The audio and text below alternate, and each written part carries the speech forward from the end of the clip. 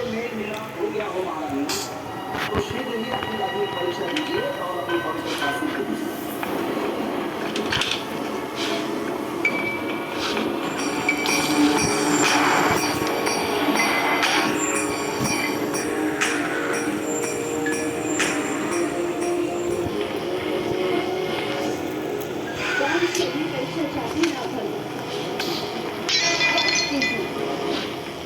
जिस स्त्रियों की परीक्षा तो उनके जन्म से ही आरंभ हो जाती है, उन्हें पुत्री बनकर भी परीक्षा देनी पड़ती है। कुल पुरुषों के नाम से जाना जाता है, पर उसका नाम, मान और मर्यादा की रक्षा एक स्त्री को ही करनी पड़ती है। उसकी एक अपराध पूरे कुल पर कलंक बन जाती है।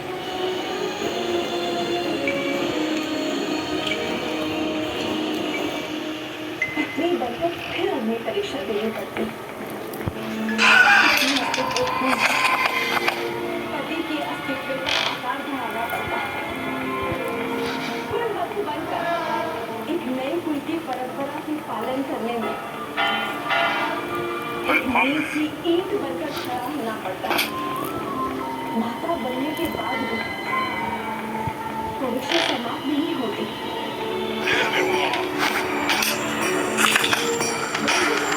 देती है, पर वंशज वो पिताजी को खो जाते हैं। संस्कार नहीं देती है, पर अधिकार की रक्षा वो पितृकुल की करते हैं। परंतु क्यों हर बार परीक्षा सिद्ध करने का ये दर्द, पवित्रता सिद्ध करने का ये कर्तव्य रूपी हलाकत स्त्री को ही पीना पड़ता है? ये सब स्त्री का ही दायित्व क्यों है?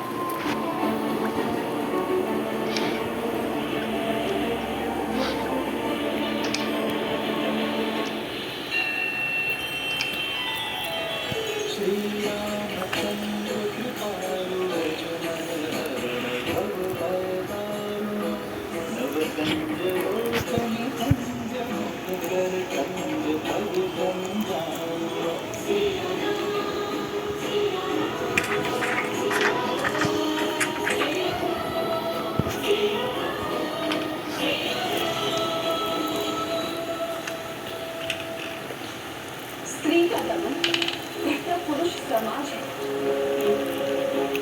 पर वास्तविकता में इसका कारण, इसका मूल स्वयं स्त्री ही होती है। एक माँ अपनी पुत्री को यही सीख देती है कि पुरुष के मन, उसकी सोच और उसके परामर्श के अनुरूप ही चलना। एक सास अपने वधू को यही उपदेश देती है कि अपने पति के अस्तित्व के विकास के लिए स्वयं का बलिदान भी दे देना। ये स्त्रियों ने ही तो निर्धारित किया है कि परीक्षा सदा स्त्री ही देगी। ये उसका दायित्व है, उसका कर्तव्य है। रघुवंश आज तक स्त्री के सम्मान के लिए खड़ा रहा। महाराज आज मैं अपने पति के प्रेम और स्नेह में अपने प्राण त्याग दिए। पिता महाराज दशरथ ने अपने पत्नी को दिए वचन के लिए अपने प्राण त्याग दिए। श्री राम ने स्त्री के माता रूप के लिए महल त्याग कर वनवास होगा। फिर स्त्री के पत्नी रूप के लिए दशरथ से युद्ध छेड़ा और फिर उसी स्त्री के लिए महलों में रहकर भी वियोग का दंश सहा। इसीलिए आज रघुकुल की ये स्त्री, मैं सीता, स्त्रियों के मान के लिए अपना एक अवतार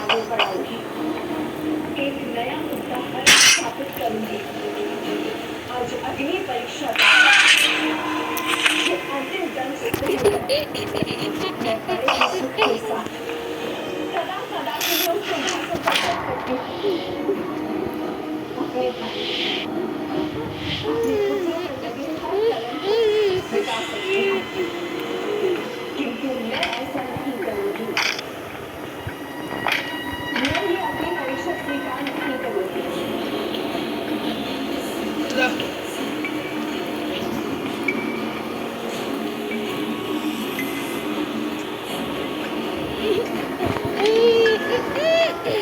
क्योंकि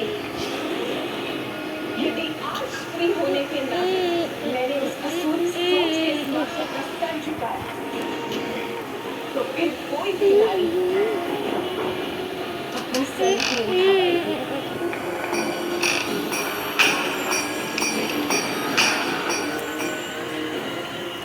आज यदि मैंने ये अग्नि परीक्षा दी, तो मैं संसार भर की स्त्रियों का हक दुर्बल कर दूंगी। आज मैंने यदि इस परीक्षा को सहमति दी, तो मैं नारियों के लिए वो हाई खोल दूंगी जिसमें उसके मान, सम्मान, व्यक्तित्व, अस्तित्व को फेंका जाएगा।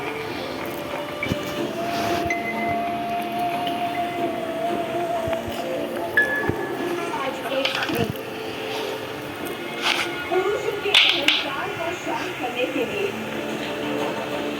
ये अग्नि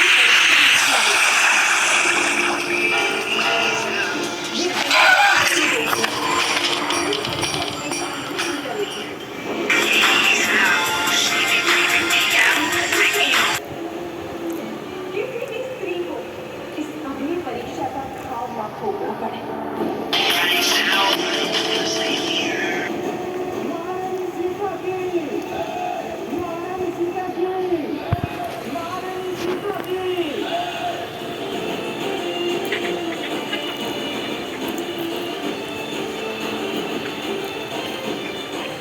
आज जो मैंने निर्णय लिया है, वो नायक महारानी होने के नाते लिया है, ना पत्नी और ना ही माता होने के नाते। मैंने ये निर्णय केवल एक स्त्री होने के नाते लिया है। मैं सीता,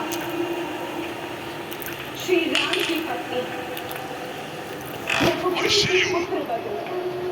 पूछती हूँ इस प्रकृति से, यदि मैंने अपने पूरे जीवन में अपने पति श्री राम के सिवा किसी और पुरुष का स्मरण न किया, भूल से भी कभी अपने पति के विरुद्ध जाकर अपने पति व्रत को संकट में नहीं डाला। यदि सीता तन से, मन से केवल श्री राम की है, तो हे माँ पृथ्वी, मुझे अभी इसी क्षण अपने गोद में संभालो।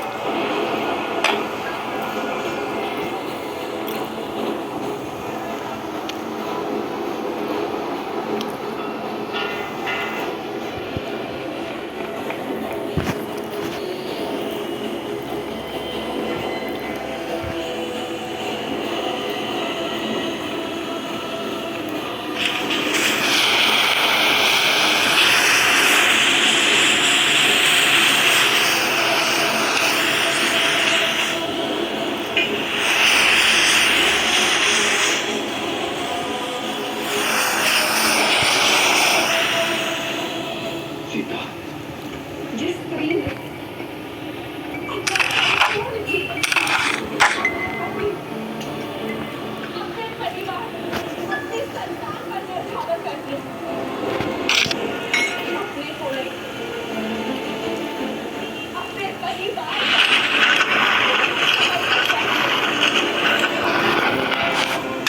आज बात उसके चरित्र पर आती है।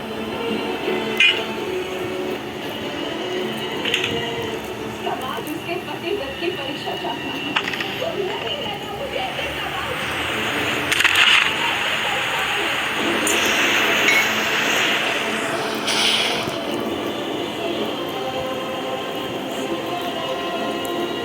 मेरा हर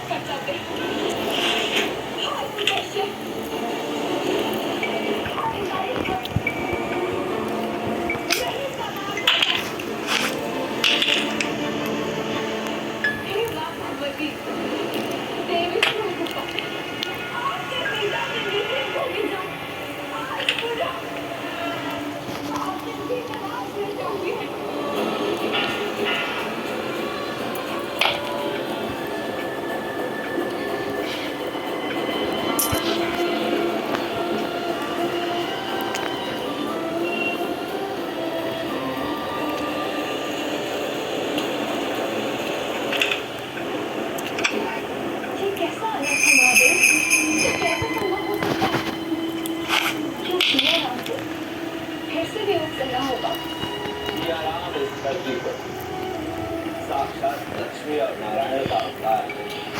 जिस प्रकार इस पृथ्वी लोक पर एक होने की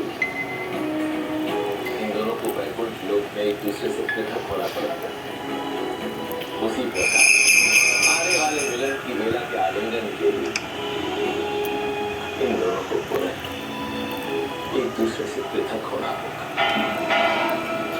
वियोग का दंश सहना होगा, नियति के इस खेल के समक्ष नतमस्तक होना होगा। नाम बिना रोके, बिना टोके अपनी सिया से पृथक होना स्वीकार लेंगे, मिलन का प्रयास तक नहीं करेंगे।